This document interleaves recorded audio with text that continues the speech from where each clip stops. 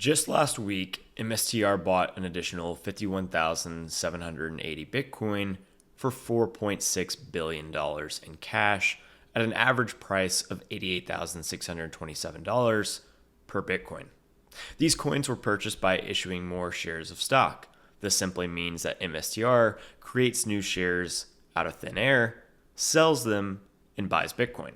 This is all part of his newly announced plan: buy $42 billion of Bitcoin over the next 3 years.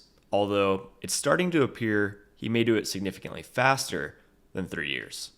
So what does this mean for shareholders? Well, within the 8K filed by MSTR this morning, it said they achieved a BTC yield of 41.8% year to date.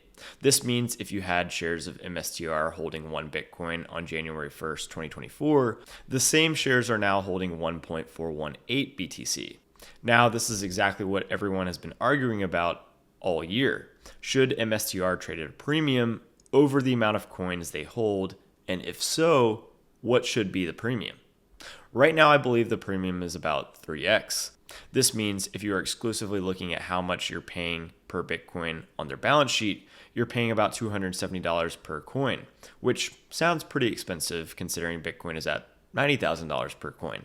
However, Bitcoin's per share is growing, and this year it has grown rapidly at 41.8%, which in my opinion certainly justifies some sort of premium. MSTR is effectively leveraged Bitcoin with no short-term liquidation risk, and during bull markets, leveraged Bitcoin is obviously a popular trade in high demand because it prints money. Now, what's interesting is the amount of interest in MSTR. I've already received a few texts about MSTR, maybe even more than Bitcoin itself. A lot of people have asked me, Joe, should I buy some MSTR? It's a good question, and my response has been the same for a while. I personally do own some MSTR, but it is small relative to my Bitcoin position. If you don't own any Bitcoin, it's best to buy real Bitcoin first, using something like Unchained. Like I said, MSTR is leveraged Bitcoin exposure, so the volatility has and will continue to be absolutely insane. And if you don't understand Bitcoin, or if you don't understand MSTR, you likely will get shaken out of your position. Last, it's interesting to think about what's really happening here. In fact, it could be the start of hyperbitcoinization. We have MSTR effectively performing a speculative attack by borrowing dollars by issuing convertible notes and buying Bitcoin.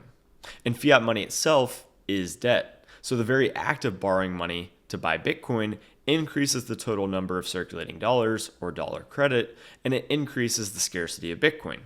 At the same time, you have a pro-Bitcoin White House, a pro-Bitcoin House of Representatives, a pro-Bitcoin Senate, and a pro-Bitcoin senator who has proposed a bill to pass a strategic Bitcoin reserve and accumulate 1 million Bitcoin over the next 4 years for the United States of America. If this truly gets going, it's possible this could be the spark of hyperbitcoinization, or at least enable Bitcoin to surge beyond the market size of gold, which will likely result in Bitcoin being worth millions of dollars per coin in a fairly short order. Thanks for watching, everyone, and see you next time.